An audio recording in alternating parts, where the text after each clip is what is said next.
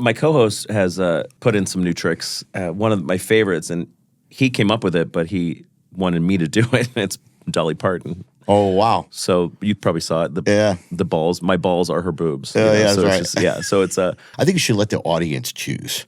Like you let them pick, pick a person or something like a Dolly Parton. Yeah. See what they come up with, and see if you guys can pull it off. Interesting. That would be kind of fun to kind of watch to see if you can make it happen. Yeah.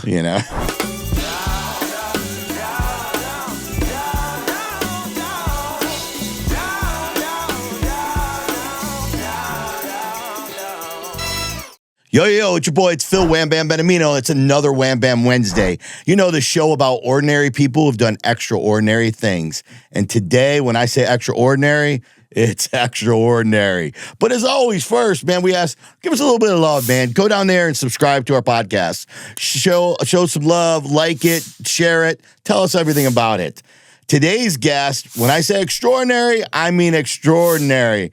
We have in Las Vegas studio, we're here at Level 9 Studios, and we're here with Jamie Morris, the Puppetry, one of the puppets of the Puppetry of the Penis. Yeah. How are you, I'm Jamie? good. Now, I said that right, folks. Puppetry of the Penis. Yeah.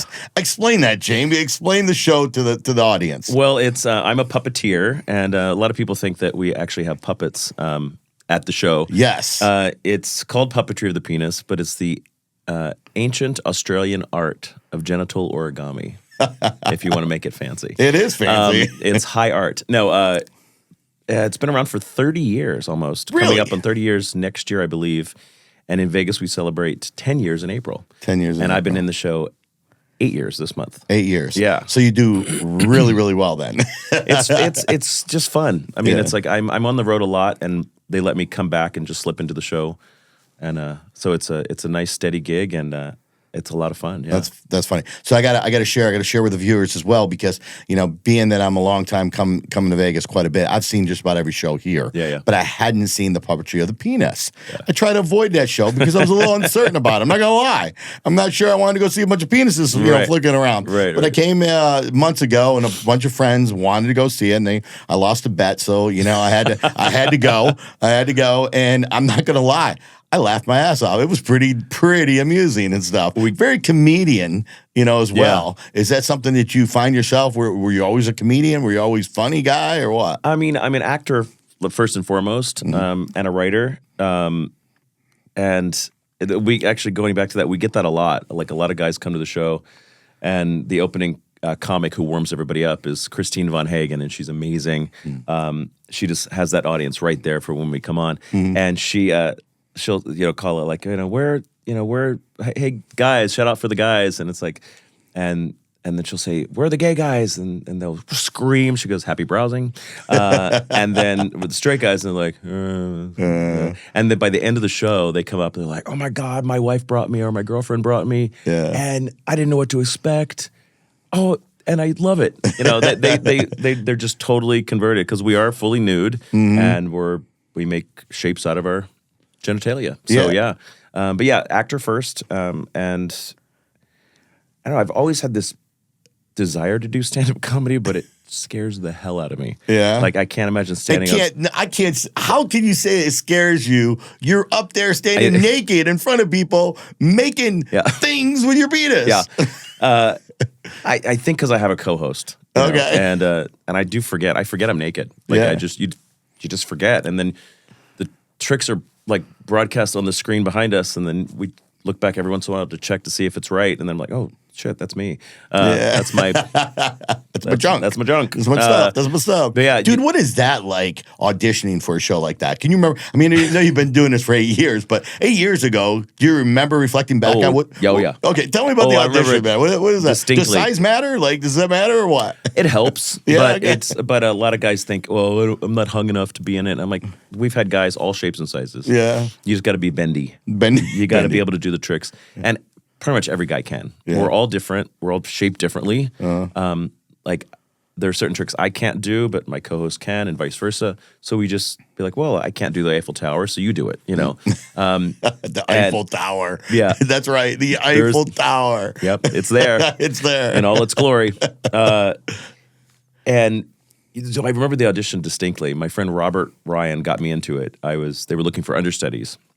And because I remember the show back in New York, I was doing Broadway publicity at the time. Okay. And saw it off Broadway and loved it. I was like, what is this? So you were in theater and all that stuff in the past. Yeah, no, my whole life. Okay. Master's degree in theater and just, Gotcha. knock on wood, if there's wood, I've been in, that's not wood. No, I've just been lucky enough to be in the business since grad school. But the audition was just strange, but like it was just like, okay, drop your pants. That's it. Drop your pants. Start dropped with our that. pants, and we just started. They started teaching me how to do tricks. Now, when they teach you, do they touch you? No. Okay, no, so when no. you no, there's a book, so you can see the photograph and you can see the. I guess there's how-to videos now, right? You probably do videos. It's hard to find. It's hard to find because it's. I mean, you Google in dick tricks, and I stuff. I didn't because I saw the show in New York and in Vegas, so I kind of knew what to expect. But the audition is just drop trow, and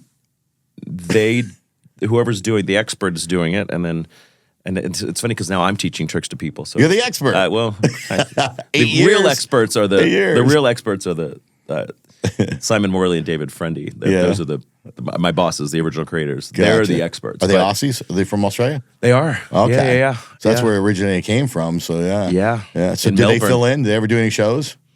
I believe Friendy did in the beginning. Okay. I didn't open the show. I was about 2 years in. They were looking for understudies. And my friend Robert Ryan was like, hey, do you want to audition? I'm like, yeah, I love that show. And I needed work, and it looked like a lot of fun. Yeah. And it is. Yeah. It's a lot of fun. I mean, it's sometimes I'll be like, this state of the world or whatever has stress in my life. I'm like in a foul mood. I go in, I leave, and I'm like, oh, Nothing else. Mood has totally changed. Yeah. You got to walk out there with a smile on your face, like, because you're like, what did I just see? Did I just really witness that? Like, did that really happen? And it's like, yes, it did. And did I really like it? You're like, yeah, I guess I did. I really enjoyed it. It was kind of fun. Yeah, I always say everybody loves dicks. Everybody goes home. We're all trying to do the hamburger because you taught it on the way out. I'm sorry, all guys have tried it. Whether it's the woman just tucking your penis like Buffalo Bill in Silence of the Lambs. Yeah, we've all tried at least one trick.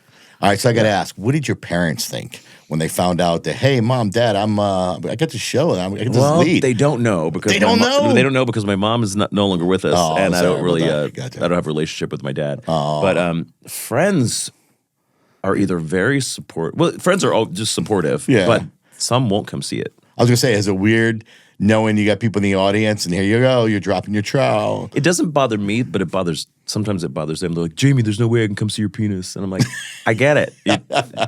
It's fine. You don't have to go. It's fine. Yeah.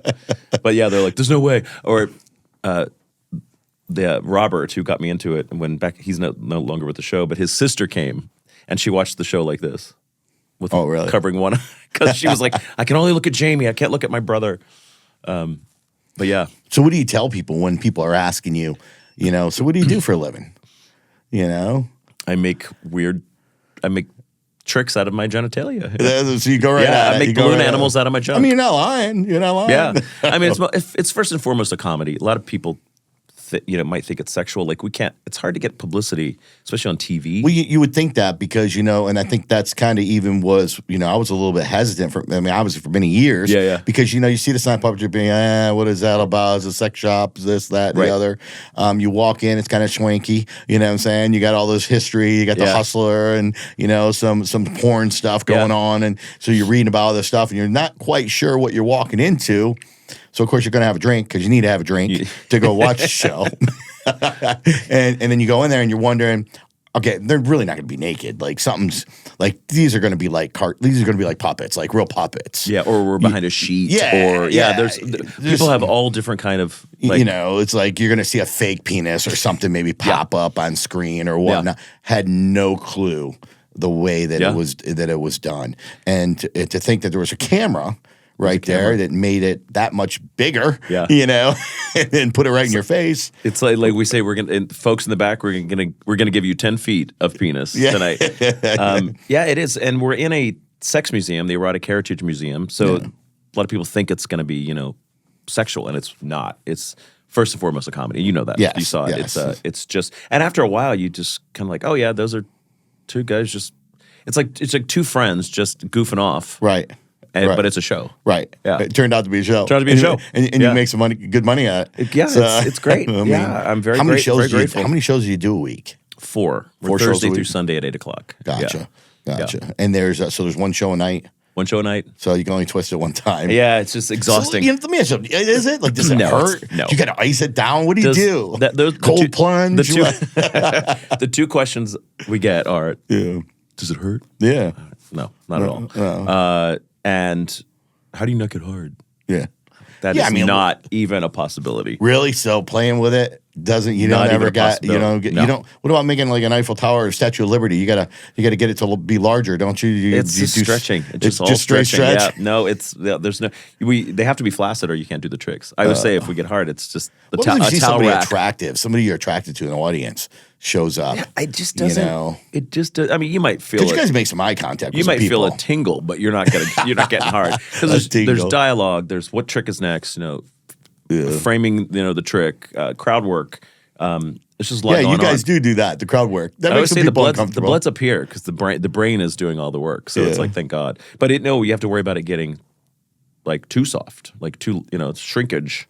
Right. Temperature in the theater, so we whirly bird it to get it, to get it back. So you do warm ups. You're doing warm ups in the backstage. That's about it. Yeah, we actually don't. We do the warm ups on stage. Do the warm ups on stage. Yeah, right in front of everybody. Yeah, Yeah, that's true. You do that. Yeah, yeah.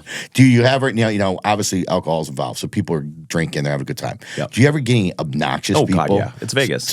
So tell a little about that. I know you got to have some good stories with that. What is it like? What's the worst thing somebody's done? Did anybody ever drop trowel too out in the crowd? Or Well, we used to bring somebody up for the hamburger. We used to do volunteers pre really? COVID, and then we haven't put it back yet. Gotcha.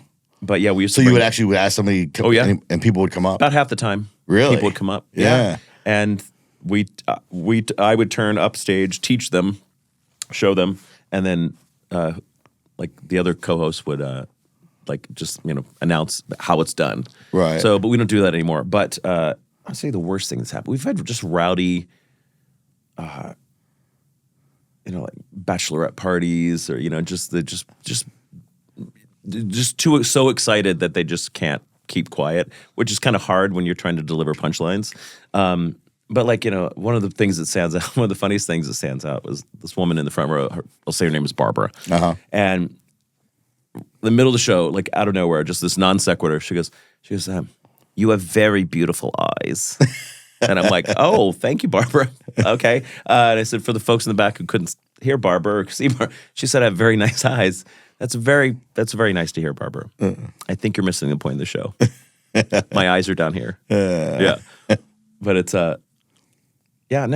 we've had obnoxious people, but it's Vegas, it's drunk. It's not all the time. It's very rare. But when it happens, you just kind of got to deal with it and just be like, look, unless you got a dick and you're holding a mic.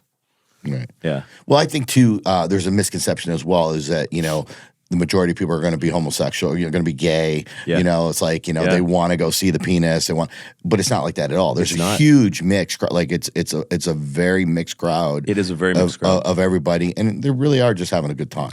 It really is. It's mostly heterosexual women dragging at a girls' weekend, or dragging their boyfriend or dragging their husbands. But sometimes it's the husband that bought the tickets. So right. he's like, "Oh, I saw it on HBO's Real Sex like many years ago, and it's been on a bucket list." And but yeah, it's mostly a hetero audience. We get a smattering of gay guys. Like when Christine does the crowd work, she's like, "Any lesbians?" And it's quiet. She goes, "That tracks. That tracks." Yeah. They don't want to see that. Right. They don't want to see that. Well, it's funny because you can't have them. Do you ever have a girl come up on stage and try to do something with their partner to make a shape? This is before I was in the show. They used to do the fruit bat, and they would have a woman come up, but you just never know what you're going to get. It's like rolling the dice. You just don't know what you're going to get. Yeah. We've had guys come up when we do the hamburger and show them the hamburger, and some just get totally naked. And you're like, "Oh, whoa!" It's like all you had to do was just drop your pants, but they're totally naked. Sometimes they're so drunk they can't do the tricks. But I believe a woman years ago came up, and then there are some things you can't unsee. That's true. Yeah, there are some of these tricks you can't unsee. Yeah, people will be true. like, just like, yeah, it's Yeah. I'm sure there's people that walk away and being like, what was that? And then I know most of the guys are going, we're going to go try that, Yeah, right. after the right. show. Yeah, that's funny. Hi, I'm Phil Benamino, CEO and founder of Cost Plus Processing, the company that provides financial services to your business. We provide things such as POS systems, ATM machines, and check services. One of the biggest things that we strive ourselves here at Cost Plus Processing is our customer service. We are an A+ rated with the BBB with customer service, and we're proud to say we're here in the United States with all of our customer service agents. Our objective is to actually teach you and educate you about the costs that you're currently paying and show you ways where you can eliminate those costs that you no longer have to pay. One of the biggest programs that are out there today is our dual pricing program, where you actually can offer your customers now a choice of how they want to pay. Do they want to pay with cash or do they want to pay with card? And if they pay with card, it actually helps you to absorb the card fees, so you no longer have to pay the fees like you've done for many, many years. Cost Plus Processing aligns ourselves with some of the top POS companies out there in the industry today. For example, we have perfected the car dealership industry, and our dedicated team are equipped to manage a variety of online payment forms and financing options that merchants require in this advanced ecosystem of payments. If you have a restaurant, we are proud to be able to manage the ongoing difficulties that arise from this fast-paced industry, and you're looking for pay at the table, where customers can easily swipe their cards, tap their cards, and make their payments with tip, and also have a choice of how they want to pay, we have the solutions for you here at Cost Plus. We want to help other small business owners make their dreams come true by providing the best financial support. From barbershops to liquor stores, having the ability to take payments, schedule online, and make calculating tip sharing an easy task only helps business owners put more attention and money into what really matters the most. Also, Cost Plus Processing is on the front end of AI. We can also provide you kiosks for your business, so customers can walk over to the kiosk and order anything that they want. Likewise, if you're having problem getting employees in the kitchen to work, we can also provide you robots that will actually deliver your food straight to the customer. I want to thank you for the time that you took to learn a little bit about Cost Plus Processing, and most importantly, why we are the future of merchant processing.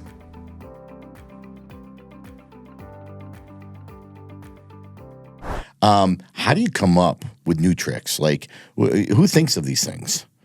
Well, we mostly do what's the Simon and Friendy came up with, and it's in the book. And but you gotta have different shows. I mean, as you've been there 10 years now, so you can't simply do the same show. I mean, this person has already seen it; they want to see something a little different, right? There's got to be a twist to it somehow, or is it going to be the same show they're going to see? Yeah, my co-host has put in some new tricks since he's been in the show about a year and a half, 2 years. Andrew Ryan, and one of my favorites, and he came up with it, but he wanted me to do it. It's Dolly Parton. Oh, wow. So you probably saw it. The balls. My balls are her boobs. Yeah, so that's right. So it's so that's one he came up with that's new, and it's fun, because everybody loves Dolly. Right. Yeah. So they can relate. Yeah, we're very open to, hey, let's see what you got, and try it. If it gets a laugh, keep it. If it bombs, we'll take it out. I got something I think you guys should do. I think you should let the audience choose. Like, you let them pick, pick a person or something like a Dolly Parton. Yeah. See what they come up with, and see if you guys can pull it off. Interesting. That would be kind of fun to kind of watch to see if you can make it happen. Yeah. We have a lot with this. We end the show with celebrity impersonations, but they all come with props. Yeah. Yeah. No Diddy there. You're not gonna do no Diddy props there. There is a Diddy joke. There's a Diddy joke, but we don't. Yeah, no Diddy dick trick. No Diddy dick trick. Yeah. So I mean, how do you expand the show? So talk a little bit about that. Like what's the next level within the show? It's pretty. I mean, we're pretty consistent. It's pretty much the same show we've been doing for 10 years, but with some, like I said, some added tricks.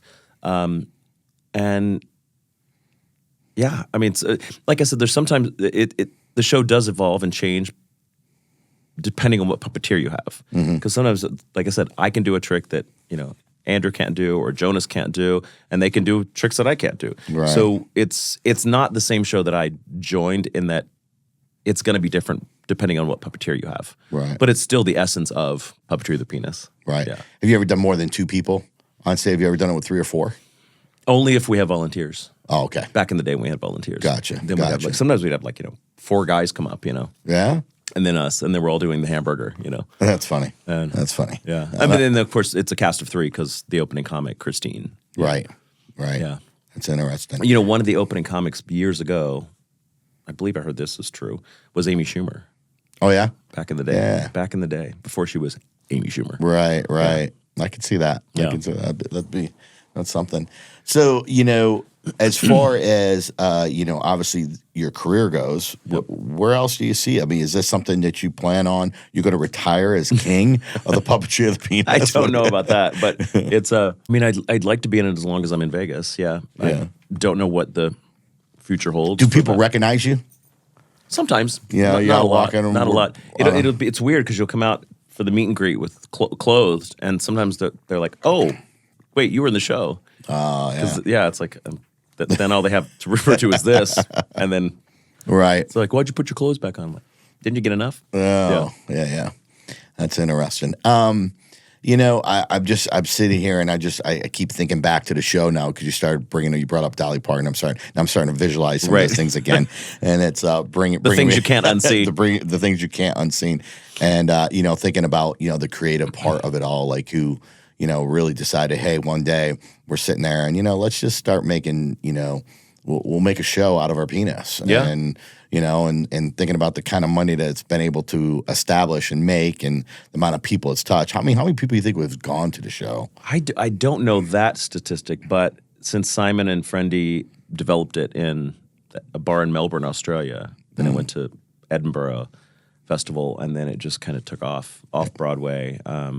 Vegas 10 years, 35 countries, performed in over 5 different languages. Really? Like it's a global. Have you ever gone overseas and performed? I have not. I usually am the one they want me to hold down the fort in Vegas. Yeah. But I would love to travel with it. Yeah. They've. Yeah. No, I'd love to travel in other countries because it's it's different countries of the world have also different views on nudity too. It's more accepting. Some places. Sometimes the U.S. Do you ever have any little- people protest about that stuff? No. Nobody out there complaining. Not in Vegas. Not Vegas. No. I think if it was sexual, maybe. Yeah. But it's just such a silly comedy that I don't think. How old you got to be to watch? watch the show? Didn't even think about that. 18. 18. I would wait. Am I- I 18 don't or know. 21. Now I'm. I'm wondering. That's what I'm wondering. It's got to be 18. It has at least 18. I'm sure. Yeah. Yeah. So I'm just thinking you got guys walking around with their dicks and stuff. So just curious about that. You got to be of age. Yeah. You got to be of age to see it. Yeah, and we're in the museum because we can't be in a casino because of nudity and alcohol. Is that what it is? Yeah. Okay, I didn't know that. So Yeah, that you makes can't show genitalia and it's the gaming and alcohol. Yeah. Gotcha. How do they do it at strip clubs? Pretty sure the Spearmint Rhino sells alcohol. I know one is but I don't think. Do they show? Not that I've been there. Do they show what? I don't know me. Do they show everything or just topless? I've seen a few things there. You know, not that I've been there. No, I've heard. Yeah, from a friend. Yeah, just a lot of research. A lot of research. Yeah.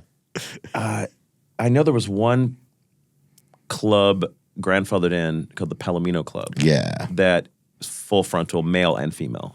Males upstairs, females downstairs, or something like. I did go to that once. Yeah. And did you work it? Huh? Did you work it? No. Like, why? It would be so easy for you. You're, I don't think I was you're in usually naked. I don't think I was. You go to work naked. I don't think I was in the show yet. Okay. I've been here 17 years and I've only been in the show 8. Have you ever thought about male stripping? No. Not anything about it? I mean, God, no. no. No? God, no. I mean, you're showing your stuff anyway. You might as well make some extra cash. Yeah, no. No. I mean, You're not a dancer. You're a comedian. No, yeah. No one wants to see this in a male strip But you'd club. show them anyways. Yeah, just here to here. Just there to there. Yeah. Yeah. So the Palomino Club's the only one really. I think so, yeah. Yeah. I'm not even sure if it's still around. But It's interesting. Got to do some research on that one. There you go. Find that out and stuff. But so any other shows, any other things you've done that here in Vegas as well that you'd be interested to, or have you tried to audition for anything? And people are like, go ahead and give me your resume, and you're like, hey, I'm the Puppetry of the Penis guy. Yeah. How does that go over? they don't really. No one really cares. They know it because they know it's a legit show, Right. and even if it's not a legit show, nudity. No one really cares these days. It's Yeah. like. But yeah, I was in a show before Puppetry called Tony and Tina's Wedding, and I played a priest who gets drunk during the show. It's the interactive show from New York that played here forever. And so within the course of the show, I get drunk, acting drunk. And there was a time when I was doing Tony and Tina's Wedding and Puppetry the Penis at the same time. And I'm dressed as Father Mark, full cleric. And someone had just seen Puppetry the Penis like the night before. Oh, the night before. And they're like, "Hey, Father Mark, do you have another job? Yeah. Do you ever moonlight?" And I'm like, and I just had to act my way out of it. Yeah. And then it happened a few times, and then I developed this. And I'm like, "Oh, that is my twin."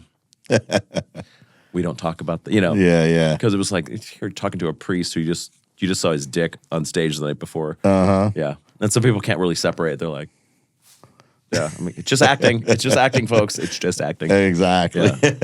Act is fun. Act is fun because you get to be somebody you're not normally on a day-to-day basis. But it's also hard. It definitely is a craft to that, and a lot of people don't realize that. It's a business. Yeah, a lot of people think, "Wow, you're just up there, you're just playing, you're just having fun." Yeah, but what goes into it, all the years of training and then rehearsal for that particular project, and it's work. It's a business. Yeah. Right. What's the worst show you've ever done though? I mean, you had to go out there where people were just like in shock and just didn't really want to. For puppetry? Yeah. Was there any time where they just didn't want to engage? Oh yeah. I mean, it's what is rare. that? What is that? We just had an audience like last weekend or the weekend before. They were in awe. Like, what am I? No, like? they were just like You get a lot of people leave, walk out, or anything like that. Rarely, but it's usually at the very top of the show when they'll sit through Christine and love her, and because she's very funny, and then we come out and we reveal, and they're like, "Oh, I'm out." Very rare, but it's usually people in the back for some reason, and you just see two shadows like walk out the door. Yeah, they don't want to get the close-up seats. Yeah, they bought cheap seats for a reason. They want nobody to know that they're probably there. or they're like, "I don't want to get too close," but I think they honestly don't know. Yeah, even though it's pretty well advertised that it's nudity. No, but you know what? I'm going to be honest with you. I didn't know. Yeah. I really didn't. Like, I really, even though you see it on a sign, you do a little bit of research. You're like, but, it can't but be. No, it's like, no, it's no got to way. be. It's stuffed animal. It's something. You know what I mean? There's no way they're really naked, right? Yeah, And right. Like, oh. They're not going to. Are they? They did. Oh, and they are. Oh, so that. Oh, we're going there. Yep. Okay. Yep. So we're this going to happen for. Wait, how many times are going to do this? and over and over again. Yeah. But, I mean, when you start out with Rocky, being Italian, Rocky's my guy. I'm sitting there. Yeah. He's beating the meat, so to speak. Realistically, he is beating the meat. I was all in after that point. I was like, okay, this is funny as shit. I got. Yeah, and that's just the warm up. Yeah, I know exactly. That's just the warm up. Exactly. Yeah. What do you like about the show the most? Just how it's because I love how much fun I have, and I think when we're having fun, and I know my co-host Andrew loves to do the show as well. When we're having fun and we're just being silly, they're gonna love it. Yeah. And a lot of people walk out with their minds changed. And sometimes, like I said, sometimes I'll be in not a great mood, and then I'm in a really happy mood. Unless the audience is bad, but then that's, like I said, that's very rare. Most people are just, on board. Right. Yeah. But there's some people that just leave and they're like, I didn't know what to expect. Oh my God, I loved it. It's so funny. Yeah. And I'm like, yeah, it's a silly good time. If you need to escape and not think about the world and your life, right. come to Puppetry. You want something different. You want some extraordinary. You go see the Puppetry. Definitely. And we'll get that a lot. They're like, wow, this was unique. And I'm like, yeah, there's nothing like it. There's nothing like it. Yeah. Simon and Friendy hit on something, and it's just, like I said, almost 30 years. So it's crazy. That's so talk about, over, I mean, I know you've been doing this for 8 years, but you've had to see some partners come and go. Oh yeah. So in the process of that, have you had some bad ones though that you kind of like, you don't jive? Because on stage, you guys really do play off of each other. Yeah. And it helps. You see that chemistry, and it's very comedic, and people get laugh, and it's fun. So if you got somebody that's not like that, it's got to be really rough on you. There was one. Yeah. No names. Yeah. Because it has to be like we are two friends, and even if we're not two friends, you got to act like it. That's where the acting comes in.